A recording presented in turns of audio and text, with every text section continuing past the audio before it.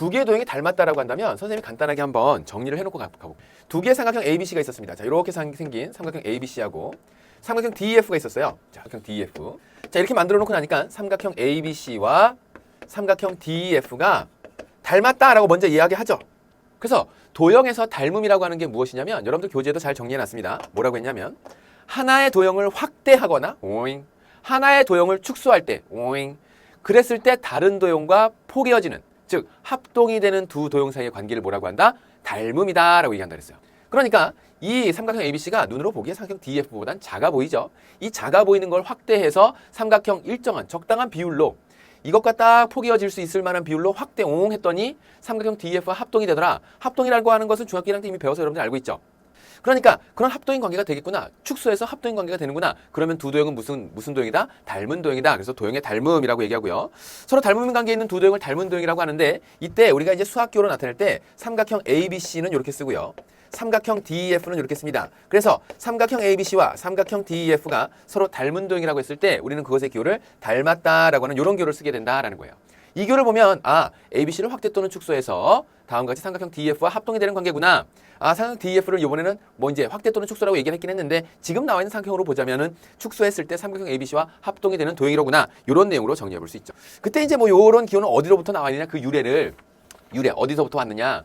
S 영어에 그 similar라고 하는 그 뜻이 있어요. 비슷하다라는 거. same은 이제 완전 똑같은 거고 similar해서 비슷하다. 이런 것을 요것의 앞 글자를 싹 떼다가 요 앞에다가 싹 뒤집어서 수학 기호화한 거죠.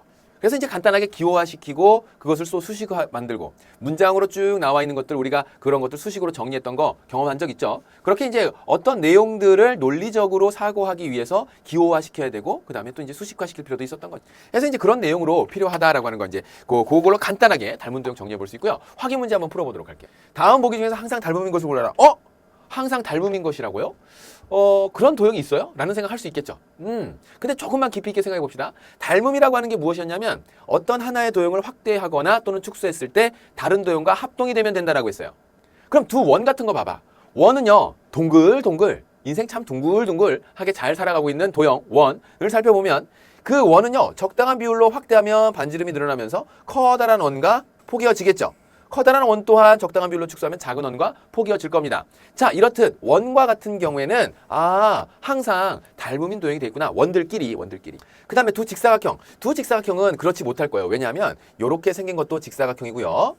그 다음에 이렇게 생긴 것도 직사각형이죠. 그러니까 닮았다라고 하는 도형들끼리는 닮겠지만 모든 직사각형들이 서로 닮았다라고 할 수가 없겠죠. 그래요? 퉁퉁한 직사각형도 있을 거고 뾰족하기보다 그렇고 얇은 직사각형도 있을 거고 이렇게. 그래서 니은과 같은 경우는 안 되겠구나. 그 다음에 두 이등변 삼각형. 그래요. 두 이등변 삼각형이 이렇게 생긴 이등변 삼각형도 있을 것이고 그 다음에 이렇게 생긴 이등변 삼각형도 있을 것이고 그러다 보니까 이등변 삼각형들끼리 항상 닮음이라고 볼 수는 없겠네요. 마름모라고 하면 좀 가능성이 있지 않을까요? 아니죠. 마름모도 이렇게 두툼하게 생긴 마름모가 있는 반면 그죠? 사실 정사각형 또한 마름모죠. 정사각형이 유사한 마름모를 봤다고 한다면 마름모들끼리 우리가 닮았다라고 할 수 없겠네요. 그래서 리을은 아니네. 그러고 보니까 정사각형 싹 그려놓고 보니까 작은 정사각형이나 커다란 정사각형이나 어때요? 그려보세요.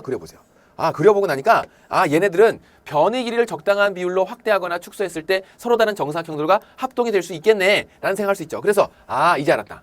정다각형들끼리 그렇게 됩니다. 그죠? 정사각형은 정사각형들끼리, 정삼각형은 정삼각형들끼리 서로 닮음인 도형이 되겠구나. 원 또한 그렇게 되겠구나. 그런 다음에 이제 두 직각삼각형 나왔는데 얘도 아니죠. 그죠?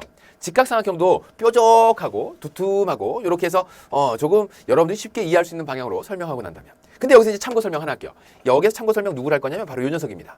조금 전에 우리가 뭐가 안 된다고 했냐면 여기에 나와 있는 두 이등변 삼각형하고 두 직각삼각형하고는 닮음이 아니라고 했는데 두 직각 이등변 삼각형끼리는 항상 또 닮은 도형입니다. 아니 어떻게 그래요 선생님? 두 직각삼각형도 안 되고 두 이등변 삼각형도 안 된다고 조금 전에 말씀하셨는데 얘도 그렇게 되는 거 아닌가요? 근데 얘는요 희한하게도 우리가 정사각형을 대각선을 그려서 절반으로 딱 나누면 직각 이등변 삼각형 나오잖아요. 이렇게. 그럼 얘는 적당한 비율로 확대를 해도 그 모양새를 변하진 않습니다. 무슨 얘기냐면 이렇게 두 변의 길이 갖고 여기가 늘 45도가 되면서 확대했을 때 합동인 도형이 돼요. 90도. 그죠? 이어서 삼각형의 닮음 조건을 여러분들이 공부하게 될 때 그때도 다시 한번 보겠지만 이 두 삼각형은 닮음이겠구나. 확대해서 포개어지고 축소해서 포개어지겠구나 라는 걸 알 수 있어요. 그래서 여러분들이 두 원과 두 정사각형 또는 정다각형 그 다음에 두 직각 이등변 삼각형 요 정도를 알아둔다면 얘네들은 항상 닮음인 도형이구나 라는 거 파악할 수 있어요. 자, 그 다음에 이제 우리가 닮음인 도형을 표시하게 될 때 그것을 표시하는 방식에 대해서 다음 그림의 삼각형 A, B, C 삼각형 D, E, F가 서로 닮음일 때 선분 BC에 대응하는 변과 각이에 대응하는 각을 순서대로 쓰시오. 선생님 안 닮아 보이는데요?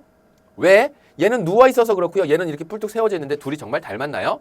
자, 이런 내용들 나왔을 때 여러분들이 이제 해결할 수 있는 방법은 우리가 합동을 얘기하게 될 때 대응점 순서에 맞춰서 적는 것을 약속했어요. 그러니까 여러분들도 삼각형 ABC라고 이렇게 만들었으면 삼각형 DF가 닮음이라고 했을 때는 A하고 대응하는 점은 D 이렇게 되고요. B하고 대응하는 점은 E가 될 것이고 그 다음에 F, C하고 대응하는 점은 F가 되겠다. 자, 이 사실을 이렇게 표시해 본다면 삼각형 DF를 이렇게 돌려서 ABC하고 다음과 같이 이런 식으로 맞춰서 그려볼 수 있겠죠. 이렇게 비슷하게. 그래서 D가 여기 오고요. 그 다음에 E가 여기 오고 F가 이렇게 오는 겁니다.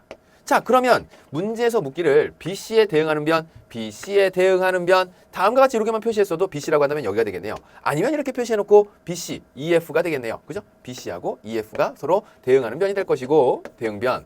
그 다음에 여기에서 대응각. 자, 대응변, 대응각에 대한 내용을 선생님이 잠깐 설명을 한다면 확대하거나 축소했을 때 맞닿는 변을 대응변이라고 하고 맞닿는 각을 대응각이라고 합니다. 그래서 여러분들 교재 이제 잘 설명을 해놓았으니까 다음에 나와 있는 대응변, 그 다음에 대응각 어디가 있니? 각 2에 대한 대응각, 각 2라면 여기죠.